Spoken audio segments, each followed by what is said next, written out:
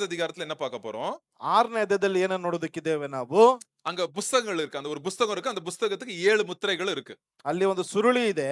ಆ ಸುರುಳಿಗೆ 7 ಮುದ್ರೆಗಳು ಅಲ್ಲಿದೆ. அதுக்கப்புறம் கொஞ்ச நேரத்துக்கு அப்புறம் நம்ம என்ன பண்ண போறோம்? 7 எக்காளங்களை ட்ரம்பெட்ஸ் பார்க்க போறோம். ಅದಾದ ನಂತರದಲ್ಲಿ 7 ಏನಪ್ಪಾ ಅಂತಂದ್ರೆ ತುತ್ತೂರಿಗಳನ್ನ ನಾವು ನೋಡೋದಕ್ಕಿದ್ದೇವೆ. அப்புறம் அதுக்கப்புறம் 7 கலசங்களை பார்க்க போறோம். ಅದಾದ ನಂತರದಲ್ಲಿ ಏನಪ್ಪಾ ಅಂತಂದ್ರೆ 7 ಏನಪ್ಪಾ ಅಂತಂದ್ರೆ ಒಂದು ಪಾತ್ರೆಗಳ ಪಾತ್ರೆಗಳನ್ನಾಗಿ ನಾವು ನೋಡ್ತೀವಿ. 8ನೇ ಅಧ್ಯಾಯ 2ನೇ ವಚನದಲ್ಲಿರುತ್ತೆ ನೋಡಿ ಬ್ರದರ್. ಅದು ಕನ್ನಡ ವರ್ಡ್ ಕರೆಕ್ಟ್ ಆಗಿರುತ್ತೆ. ಆ, ಇಲ್ಲ 11ನೇ ಅಧ್ಯಾಯದಲ್ಲಿದೆ ಕ್ಲೀನ್ ಆಗಿ. 11 ಅಲ್ಲ, ಪಾತ್ರೆ ಪಾತ್ರೆನಾ ಬ್ರದರ್? ಹಾ. 15th 16th ಇರುತ್ತೆ. 16th ಅಲ್ಲಿ ಚಾಪ್ಟರ್ ವರ್ಸ್ 1 ಬ್ರದರ್. 16:1 ಅಲ್ಲಿದೆ. 16:1 ಏನಂತ ಇದೆ ಕನ್ನಡದಲ್ಲಿ? ಏನಂತ brother?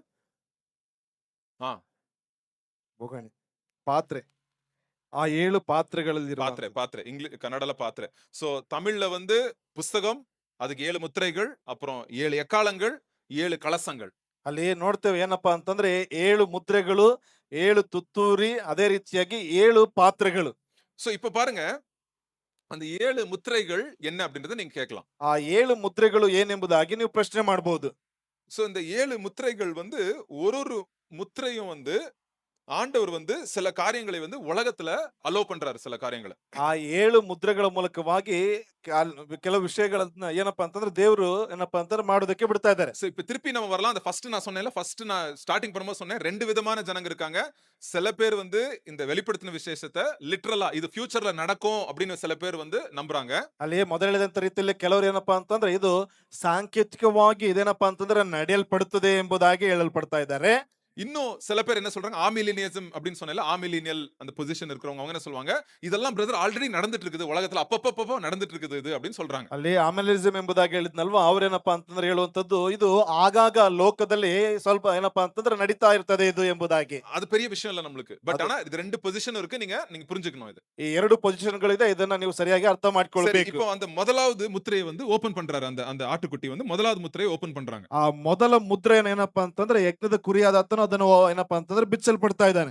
ஓபன் பண்ணும்போது அங்க ஒரு குதிரையில, ஒரு வெள்ளை குதிரையில ஒருத்தன் வரான். ಅಲ್ಲಿ ಬಿಳಿ ಕುದುರೆಯ ಮೇಲೆ ಒಬ್ಬ ಬರ್ತಾ ಇದ್ದಾನೆ. அவன் வந்துட்டு கான்கர் பண்றான், அப்படியே ஆளுகை செய்யறான். அது வந்து ஒரு தேசமாய் வந்து தேசத்தை பிடிக்கிறான் அப்படியே வந்து. ಅಲ್ಲಿ ಆತನ ಏನಪ್ಪಾ ಅಂತಂದ್ರೆ ಆ ಒಂದು ಬಿಳಿ ಕುದುರೆಯ ಮೇಲೆ ಹೊರಟು ಬಂದಲ್ಪಟ್ಟವನಾಗಿ ಎಲ್ಲವನ್ನ ಏನಪ್ಪಾ ಅಂತಂದ್ರೆ ಆಕ್ರಮಣಿಸಿಕೊಂಡು ಬರಲ್ಪಡ್ತಾ ಇದ್ದಾನೆ. சோ இது ஃபர்ஸ்ட் ரெண்டு வசனத்துல இருக்கு, 6வது அதிகாரத்துல. 6ನೇ ಅಧ್ಯಾಯದ ಮೊದಲ 2 ವಚನಗಳಲ್ಲಿ ಇದು ಇದೆ. அப்புறம் ரெண்டாவது முத்திரை, செகண்ட் சீல் ஓபன் பண்றாரு. ಆ ಎರಡನೇ ಒಂದು ಮುದ್ರೆನ ಆತನು ಬಿಚ್ಚುತ್ತಾ ಇದ್ದಾನೆ. அப்போ வந்து ரெட் கலர் ஒரு சிகப்பு ஒரு குதிரையில வந்து இன்னொரு மனுஷன் வரான். ಅಲ್ಲಿ ಕೆಂಪು ಕುದುರೆ ಮೂಲಕವಾಗಿ ಇನ್ನೊಬ್ಬನು ಬರ್ತಾ ಇದ್ದಾನೆ.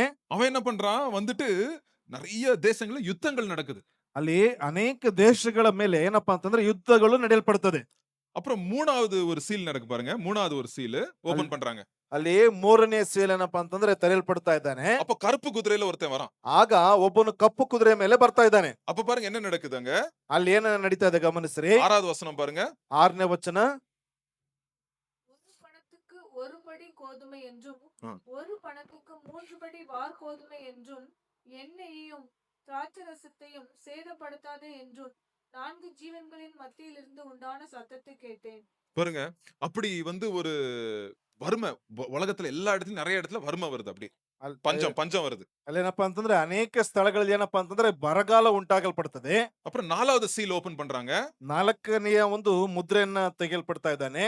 அப்போ என்ன ஆயிருது, அந்த இடத்துல மரணம் ஆல்மோஸ்ட் லைக் என்ன சொல்லுது, they were given authority for 1/4 of the earth to kill by the sword. அப்படின்னா பூமியில 25% people வந்து மரணம் ஆகிறதுக்கு வந்து இந்த சீல் ஓபன் பண்ண உடனே அப்படி ஆயிருதுங்க. ಅಲ್ಲಿ ಈ ಒಂದು 4ನೇ ಸೀಲನ್ನ ತೆರೆಯಲ್ಪಟ್ಟ ನಂತರದಲ್ಲಿ ಏನಪ್ಪಾ ಅಂತಂದ್ರೆ ಭೂಮಿಯ ಮೇಲೆ ಕಾಲು ಭಾಗದವರು ಏನಪ್ಪಾ ಅಂತಂದ್ರೆ ಕತ್ತಿಯಿಂದ ಬರದಿಂದಲೂ ಅಂಟು ರೋಗದಿಂದಲೂ ಏನಪ್ಪಾ ಅಂತಂದ್ರೆ ಕೊಲ್ಲಲ್ಪಡ್ತಾರೆ. இப்ப நிறைய பேர் கேட்கலாம், பிரதர் இது ஃபியூச்சர்லயே ஆல்ரெடி இது நடந்துருச்சா அப்படின்னு கேட்கலாம். ಅನೇಕರು ಕೇಳಬಹುದು ಅಥವಾ ನೀವು ಕೇಳಬಹುದು ಇದು ಭವಿಷ್ಯತ್ತಿನಲ್ಲಿ ನಡೀತದೆ ಅಥವಾ ನಡೆಯಲ್ಪಟ್ಟಿದೆಯಾ ಎಂಬುದಾಗಿ. திருப்பி நான் சொல்றேன், இது தர்சனம். இது ನಾನು ಪುನಃ ಹೇಳ್ತಾ ಇದ್ದೇನೆ, ಇದು ದರ್ಶನ. சோ தரிசனத்தை நம்ம எப்படி புரிஞ்சுக்கணும்னா கிளியரா இருக்காது, கிளியரா இருக்காது. அதான் தரிசனத்தோட இப்ப நீங்களே ஏதாவது தரிசனம் காட்டுறீங்கன்னா ரொம்ப கிளாரிட்டி இருக்காது அதுல. ಅಲ್ಲಿ ದರ್ಶನ ಎಂಬುದಾಗಿ ಹೇಳುವುದಾದ್ರೆ ಅದಕ್ಕೇನಪ್ಪಾ ಅಂತಂದ್ರೆ ಏನಪ್ಪಾ ಅಂತಂದ್ರೆ ಸಂಪೂರ್ಣವಾಗಿರ್ತಕ್ಕಂಥ ಕ್ಲಾರಿಟಿ ಅದರಲ್ಲಿ ಇರೋದಿಲ್ಲ. So pre millennial position, pre millennium அப்படின்னு சொன்னால ப்ரீ மில்லேனியம் பொசிஷன் பிலீவ் பண்றவங்க என்ன சொல்லுவாங்க, இது ஃபியூச்சர்ல நடக்கும் பிரதர் அப்படின்னு சொல்லுவாங்க. ಅಲ್ಲಿ ಪ್ರೀ ಮಿಲಿನಿಸಂ ಎಂಬುದಾಗಿ ಹೇಳುವಂತದ್ದು ಏನಪ್ಪಾ ಅಂತಂದ್ರೆ ಇದು ಭವಿಷ್ಯತ್ತಿನಲ್ಲಿ ನಡೆಯುವಂತದ್ದು ಎಂಬುದಾಗಿ ಹೇಳ್ತಾರೆ. இது சிம்பாலிக் அப்படின்னு சொல்லுவாங்க தவிர ஆ மில்லேனியல் பொசிஷன் சொல்றவங்க இல்ல பிரதர் ஆல்ரெடி நடந்திருக்குது. பாருங்க ஃபார் எக்ஸாம்பிள் 20வது நூற்றாண்டுல ஆல்மோஸ்ட் லைக் பாத்தீங்கன்னா எத்தனை ஒரு 60 மில்லியன் 6 crore பீப்புள் செத்துருக்காங்க.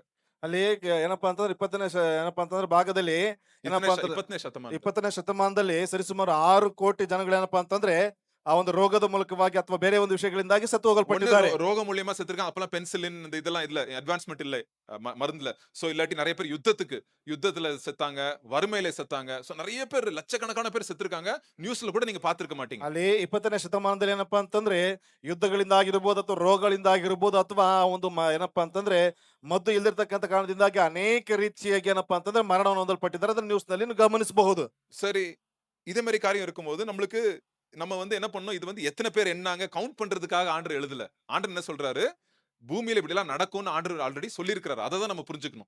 ನಾವು ಅರ್ಥ ಮಾಡ್ಕೊಳ್ಬೇಕಾಗಿರ್ತಕ್ಕಂಥದ್ದು ಭೂಮಿ ಮೇಲೆ ಈ ರೀತಿಯಾಗೆಲ್ಲ ನಡೆಯೋದಕ್ಕಿದೆ ಅಥವಾ ನಡೀತದೆ ಎಂಬುದಾಗಿ ಅದನ್ನ ನಾವು ಅರ್ಥ ಮಾಡ್ಕೊಳ್ಬೇಕು. சரியா? சோ இது வந்து நம்ம சொல்றது வந்து இது வந்து நம்ம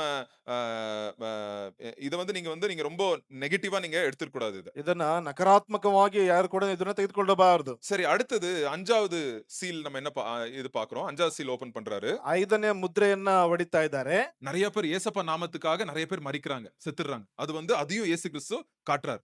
ಇಲ್ಲಿ ಅನೇಕರು ಯೇಸು ಕ್ರಿಸ್ತನ ನಾಮಕ್ಕಾಗಿ ಮರಣವನ್ನು ಹೊಂದಲ್ಪಡ್ತಾ ಇದ್ದಾರೆ. ಅದನ್ನು ಕೂಡ ತೋರಿಸ್ತಾ ಇದ್ದಾರೆ. Because of the word of God and the testimony அவங்க சொல்ற சாட்சியினால அவங்கள வந்து சாகடிக்கிறாங்க நிறைய பேர். ಅವರು அவரு வந்து போடப்பட்டிருக்குது. ಅದು ಕೂಡ ಬರೆಯಲ್ಪಟ್ಟಿದೆ. ಏನಪ್ಪಾ ಅಂತಂದ್ರೆ ಅವರು ಹೇಳಿದ ಸಾಕ್ಷಿಯ ನಿಮಿತ್ತವಾಗಿ ಏನಪ್ಪಾ ಅಂತಂದ್ರೆ ಅವರನ್ನು ಕೊಂದು ಹಾಕ್ತಾ ಇದ್ದಾರೆ ಎಂಬುದಾಗಿ. அடுத்தது 6வது சீல் என்ன ஆகுது ஓபன் பண்ணும்போது 6ನೇ ಮುದ್ರೆಯನ್ನು ಹೊಡೆಯಲ್ಪಡುವಾಗ ಏನಾಗ್ತಾ ಇದೆ, பெரிய நிலநடுக்கம், பூமி எல்லாம் நிலநடுக்கம், நிறைய ஒரு நிலநடுக்கம் வருது அங்கங்க பூமியில. ಅಲ್ಲಿ ಭೂಮಿಯ ಮೇಲೆ ಏನಪ್ಪಾ ಅಂತಂದ್ರೆ ಮಹಾ ಭೂಕಂಪ ಉಂಟಾಗ್ತಾ ಇದೆ. ஜனங்க சொல்றாங்க, ஐயோ மலைகள் எல்லாம் வந்து அவங்க மேல உழுதான், அந்த அளவுக்கு ஆயிருச்சாங்க.